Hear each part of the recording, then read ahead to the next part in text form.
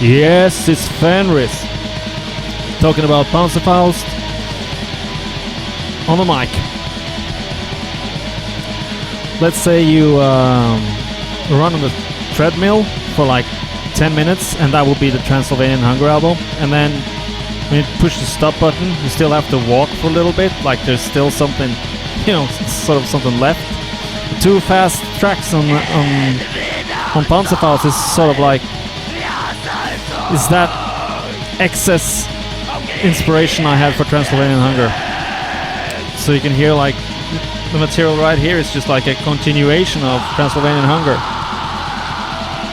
Although the vocals for this album is well, way much more barbaric and fucked up than anything else that Ted ever did.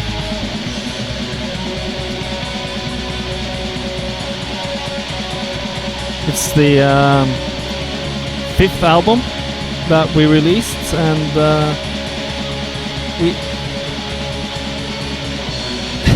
there was a little mistake there. I had to just fill in some extra guitar.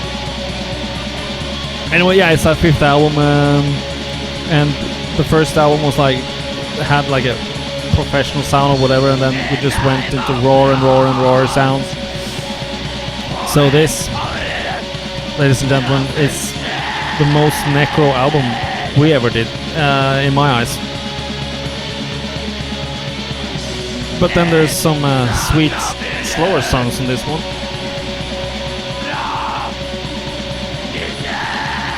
Pronunciation of this song in correct Norwegian would be En vind av sorg. I still like this riff though. Yes, it's good.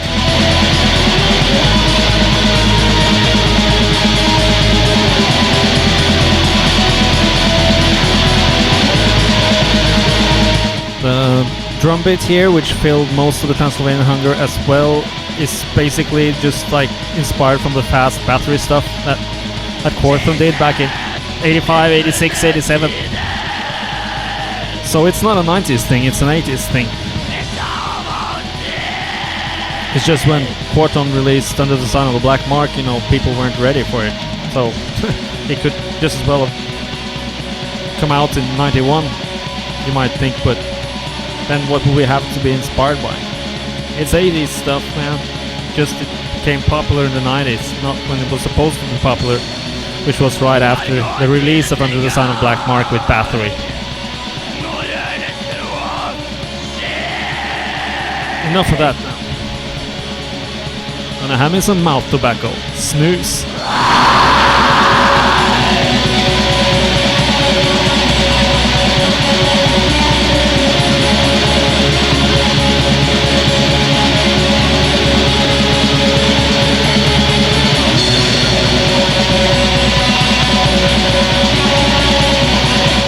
Oh yeah, did I mention I recorded this whole thing, made and recorded and played everything. Ted laid on the vocals later in the process.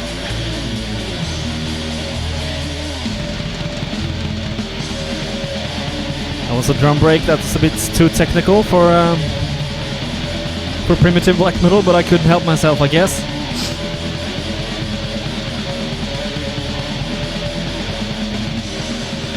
This is a typical riff that you could find on the first Vader demo, Necrolust.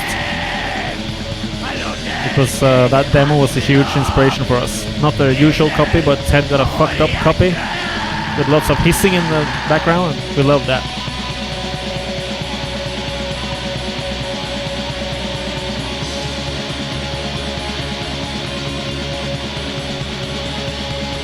The front cover of the album is one of my favorite Darkthrone album covers. It was pretty groundbreaking when I decided that we should have just like one dude on the cover of our albums, because in 1991 when we did that first with Blaze Northern Sky, no one really did that. It was all paintings, if you can remember.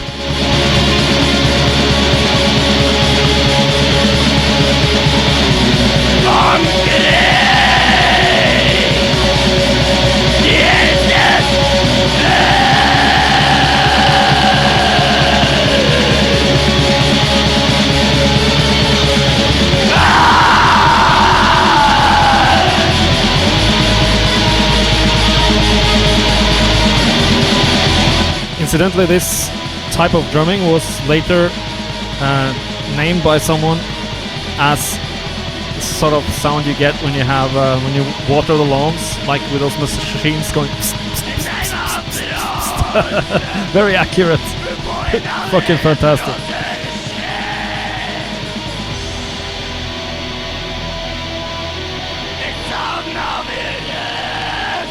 Now the way I'd record this stuff was first I had to make the song in my head, like on the guitar, then memorize it in my head, then sit behind the drum kit recording the drum tracks like on one track, and then when that was more or less a success, then I'd just lay on the 2 guitar tracks here, and then I'd do no bass because there was only 4 tracks on the portable studio Necrohell, so and Ted had to come in, fill in number 4. Here we go, next track.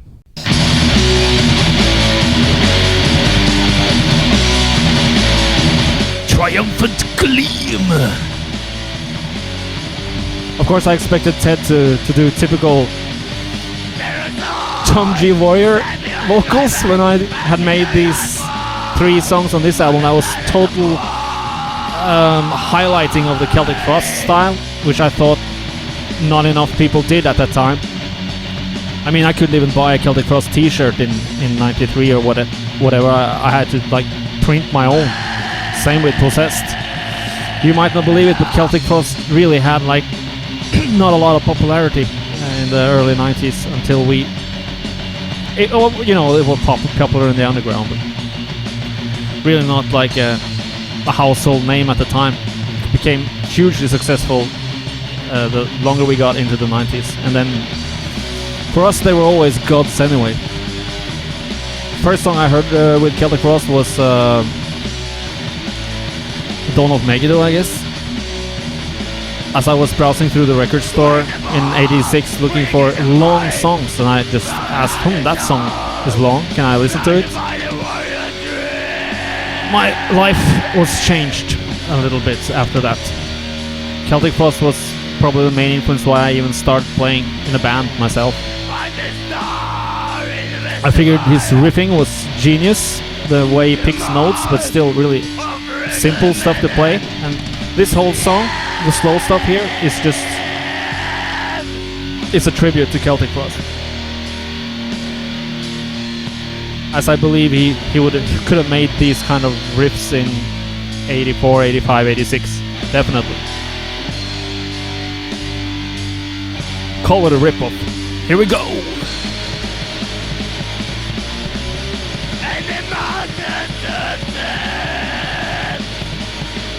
D-beat. For those suckers out there who still just deny that metal comes from punk and prog rock and heavy blues-based rock, Celtic Frost was typically loved by punks and metal people alike. And here is the typical riff that you would find on Morbid Tales or True Megatherion. These kinds of riffs. It's amazing. And punk as hell. This being a more thrash metal riff, of course. On the mind of misanthropy and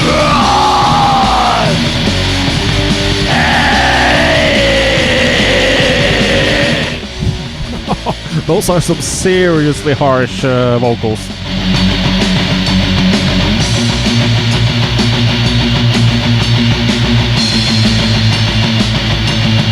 The ride cymbal sound on this album, as you can hear, is absolutely fantastic. I never had a better ride cymbal sound.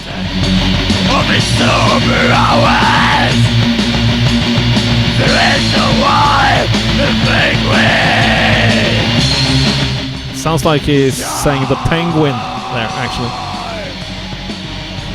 Batman related or no?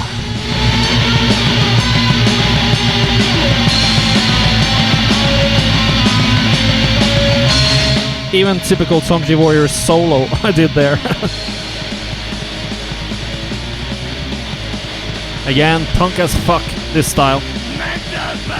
I'm still amazed when people listen to Megatherion and they can't hear all the punk parts in it. extremely huge lack of knowledge or feeling.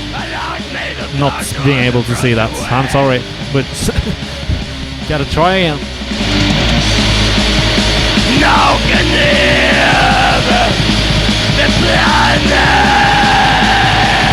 So I'd structured this album with one fast song on side A and then 2 slow ones, and the same on side B. One fast song and then 2 slow ones, and then an outro. This is one of the best songs probably on Panzerfaust. Hordes of Nebulah! Lyrics written already in 1991. I think I sang that for a prog metal project that Thomas Bergli had called Opera back in 91 or something.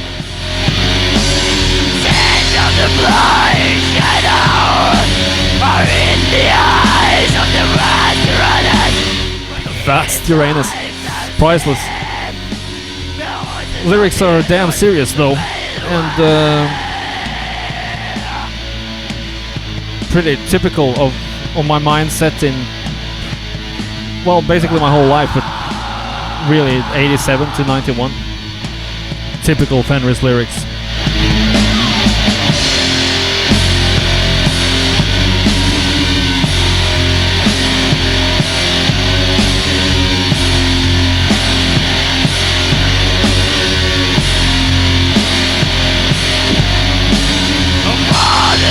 And very typical of my way of playing guitar. A lot of shaking the strings tenderly, but also... Well, I guess I learned that from Tone G as well. I got a knack for playing guitar like Tom G, I reckon.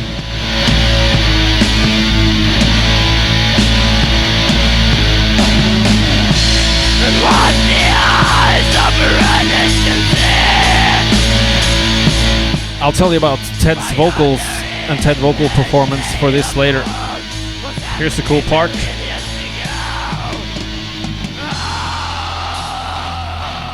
Oh, you can hear the pain.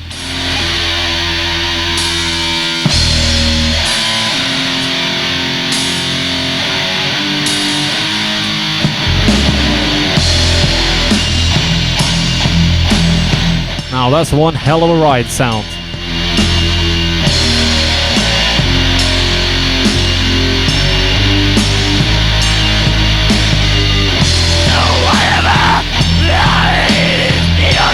When Ted came in to do the vocals, I don't know, we were pretty fucking wasted, both of us. Just plugged in the microphone and said, "You want any effects?"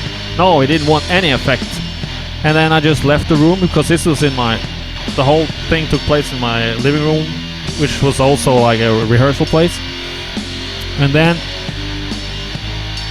I just went into the kitchen and he started singing, and literally the floor was shaking all the way into the kitchen. He sang so motherfucking loud, man. And it's the most barbaric vocals I probably have ever heard. Shocking. Shocking.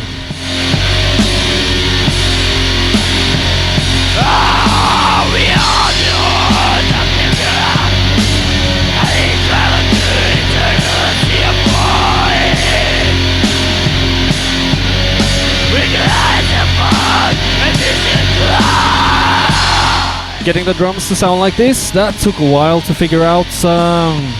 It ended with me trying to hang the microphone down from the wall behind my back, so it would be, the mic would be placed like, yeah, right behind my higher back area, and then I just drum away. Work like a charm. The guitars, the strings, the amps, the effect box, I have no memory of that, and I had no intention of ever remembering that either, so sorry about that.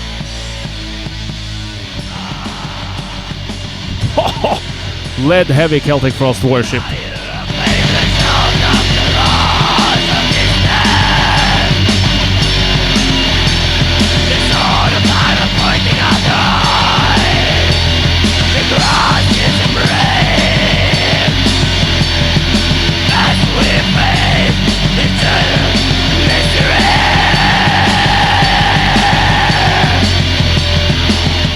The cover photo was allegedly taken in Vestby, Trysil, where Ted lived, and we also have another album cover from that area, from Ulvsjöberget, which was on our new wave of black heavy metal EP or single or whatnot.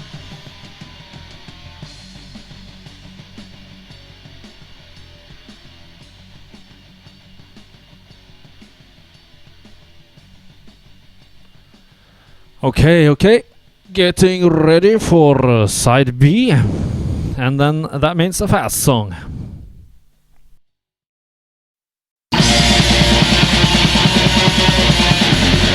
Another one of those Transylvanian hunger sound-alikes, the leftover inspirations from that album. Correct pronunciation of this song in Norwegian, or what do I pronunciation? The way it's supposed to sound, if you wanna say the song title, is Hans siste vinter.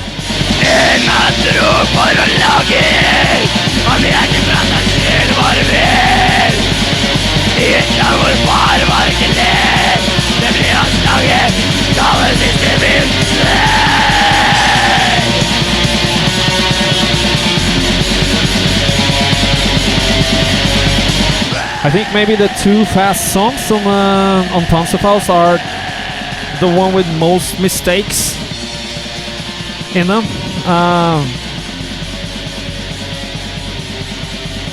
I definitely feel like I could have probably used a little more time on the drum tracks, because then the rest would sit better. But at the same time, I was really stoked about doing the Celtic Frost stuff. So I'd like focus on the candy. I thought at the time that this was sufficient, and of course, when you first just let them out on the free market, with all of you listening, then there's no turning back. This shouldn't be done again.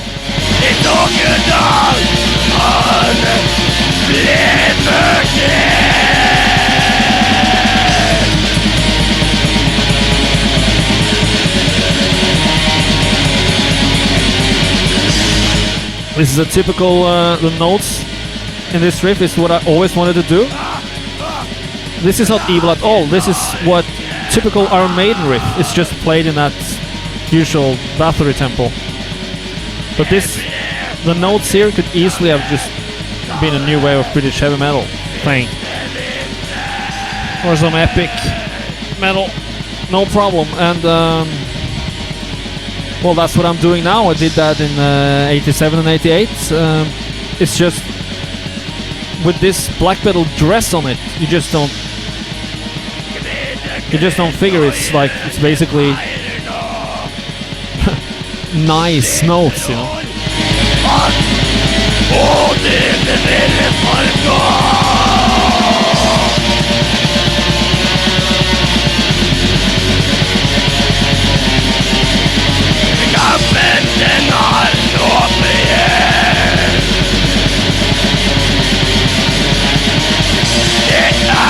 And these riffs right here that Transylvanian Hunger is also full of, it must have been inspired by early Burzum. So you can thank Varg if you like this stuff. And Transylvanian Hunger as well. I'm not saying all the riffs, but a lot of them. It's just I had to choose my own tempo, which was basically always the fast battery stuff. And he'd do these melancholic riffs in off on a slower pace. Then I chose this fast pace to do them in. For the record, I think it's better when it's played with slow drums than the fast style. But you know, he had cornered that market and I cornered this one. No offense, Quorthon.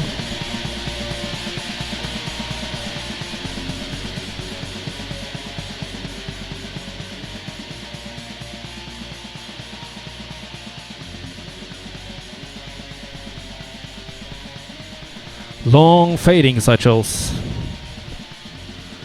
The opposite of the fadings in the soul music from the 60s. They just faded like 2 seconds. Harsh. Kill your darlings. And okay, moving on to the last of the Celtic Frost inspired songs from Panzerfaust. Track number 5 on the CD, Beholding the Throne of Might.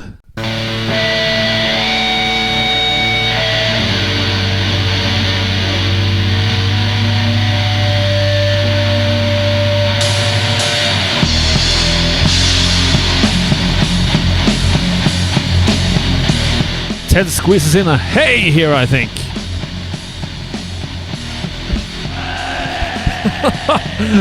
A tad more harsher than Tom G would have made it.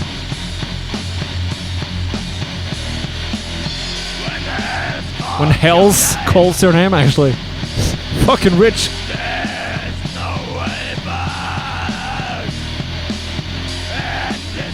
That was a line from Transylvanian Hunger. Når helvete en gang kaller, det ingen vei tilbake. Which was here in English instead.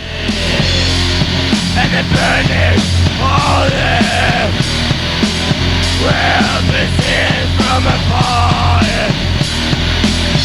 as the river,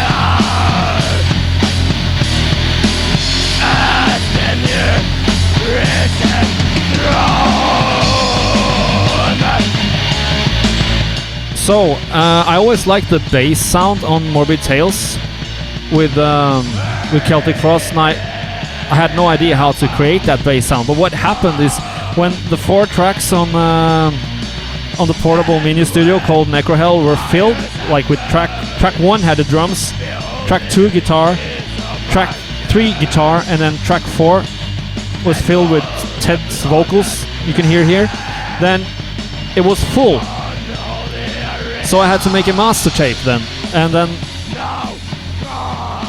had like a tape deck, and I plugged the tape deck into the mini studio, and I plugged the bass like totally clean into the mini studio, and then as I transferred every song over, I also played the bass at the same time. It like took a take or two on some of the songs, but not more than that usually, I think. And then I actually got that sort of clean, strange bass sound that you can hear on Morbid Tales. Lucky me! It was a pretty gung-ho way of doing it, actually. The entire master tape was just a cassette tape. That's rock and roll. One day.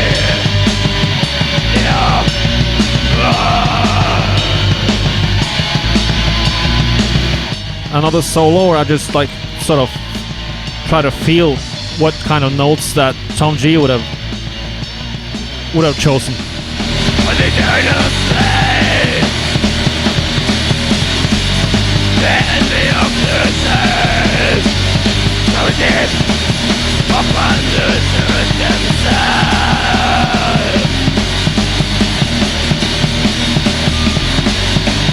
I also think Panzerfaust is the peak of Darkthrone's insanity.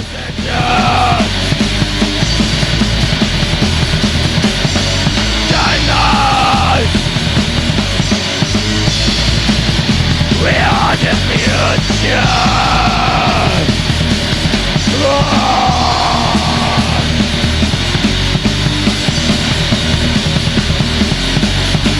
Be the situation master. Be the hammer. The hammer.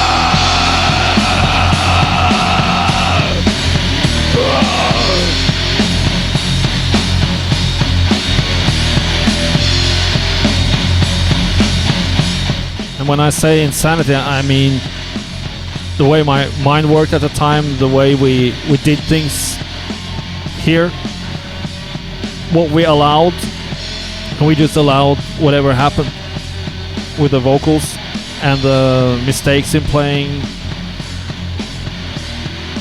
We didn't have a label either. this album was just like sort of created in a void. We had also lost all our, at least most of our distribution, so things were looking pretty grim. And then my father died.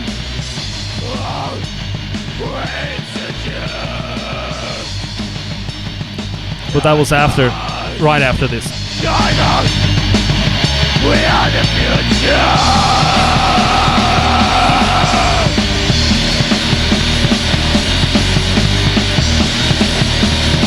More metal punk, yeah. Typical great mid-80s vibe. You gotta thank Celtic Frost for being one of the bands bringing metal and punk together.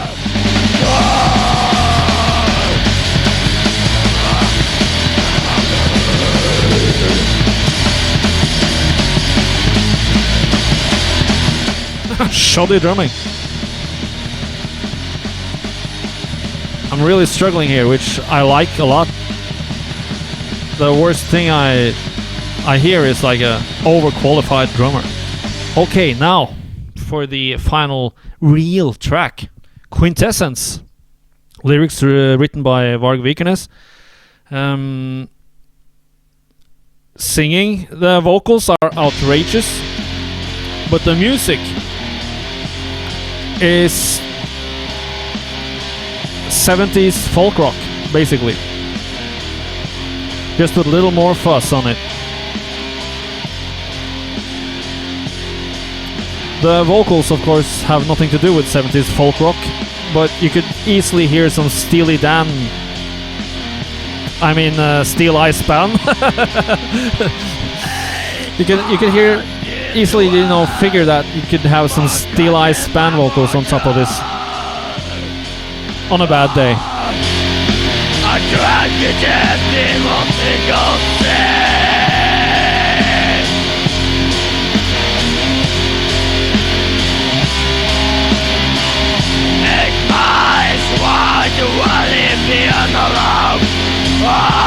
It has also nothing to do with the folk metal that Skyclad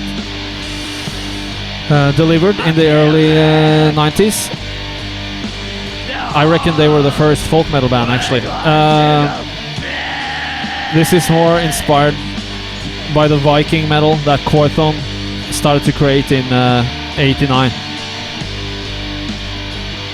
So there's a little bit of Viking metal from Quorthon here, but basically 70s folk metal vibe.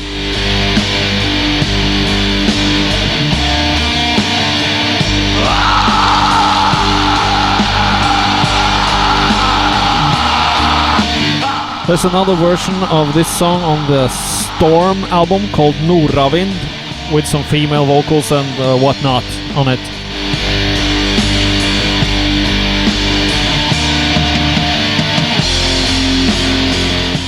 And some clear vocals as well, if I remember correctly, courtesy of myself.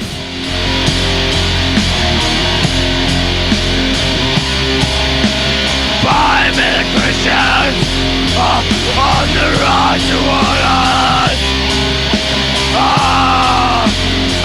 I used to feel a lot of freedom listening to this and making this, but when I listen to it now, it kind of feels almost claustrophobic in some way.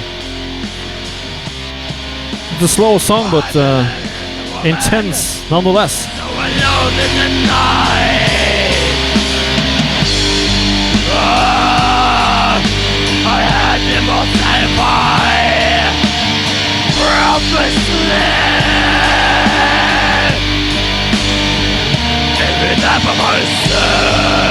So the songs for the album. The songs were recorded in February and April in '94, but this album, I don't think it saw the light of day until oh, great mistake in the background there. It didn't see the light of day until '95, as it was released on a smaller label, Moonfall. So we sort of went against the grain there as well. First we had albums sounding harsher and harsher and harsher, and then we went from a larger label, Peaceville, onto a smaller label, Moonfog. So, Against the Grain is our middle name. This is a pretty fucking cool middle part right here, mid part of the song.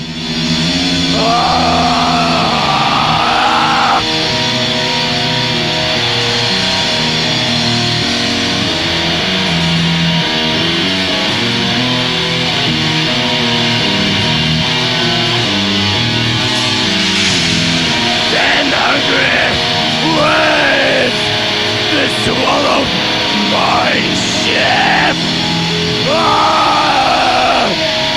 I steadily walk back home, and I only got wet on my feet.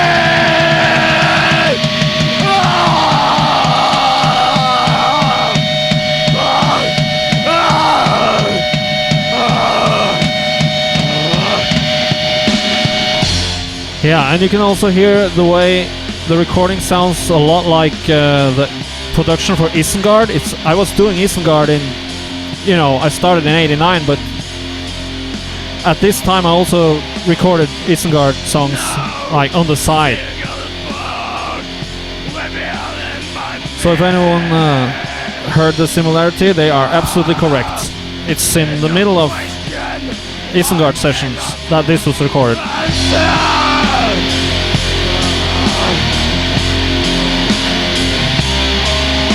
Or Isengard, as you probably say. In the other parts of the world. I say Isengard.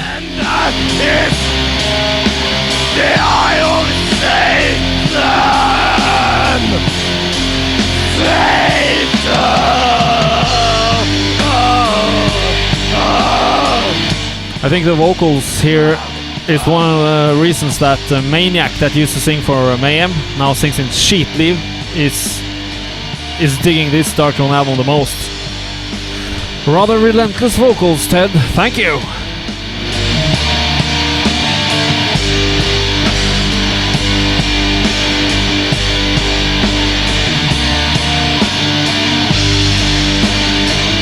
Yeah, here I am about to finish the whole song. I turned the drum rhythms around, and that is inspired by the song Pilgrim by Uriah Heep, an album I got already in 1974 for my 3rd birthday. And I did not do this intentionally, it's just when I hear it now, I can hear that it's been in my blood all the time. Its whole end part is so inspired by that song Pilgrim by Uriah Heep. It's unfucking believable.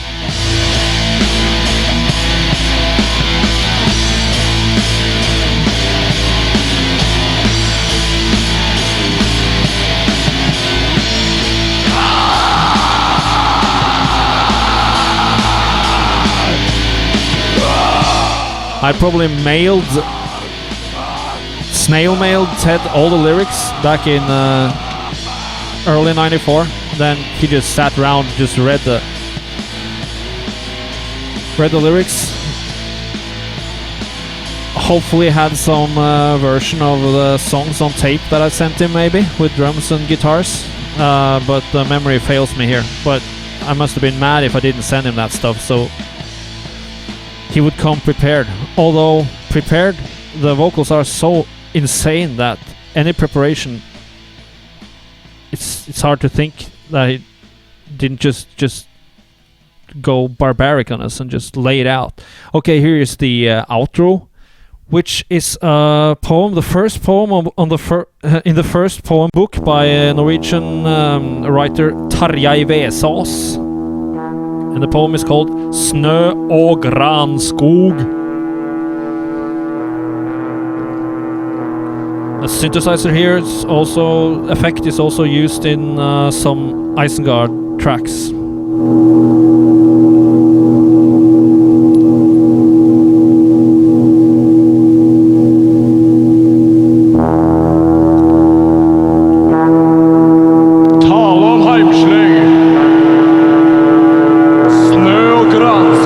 The poem is from 1946. I think at least the book was released then. Probably an older poem, he had it lying around, I don't know. Fra første stund det vårt. Før noen har I don't think he got any royalties from this. at det snø og granskog. Har det plass I oss?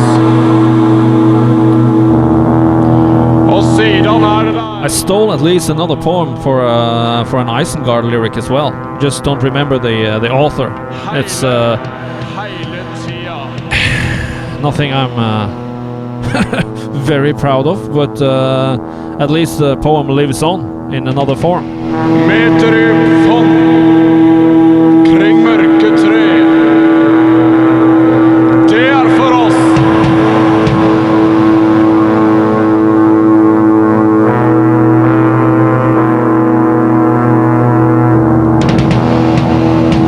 Innblanda I vår egen ande. Hele. And people to thank for this release, there are not many. It will have to be me and Ted and Satyr for releasing it, and Varg Vikernes for writing the lyric for Quintessence. That's about it. And that's all she wrote. I'll leave you hanging till next commentary tracks for next album. Far vi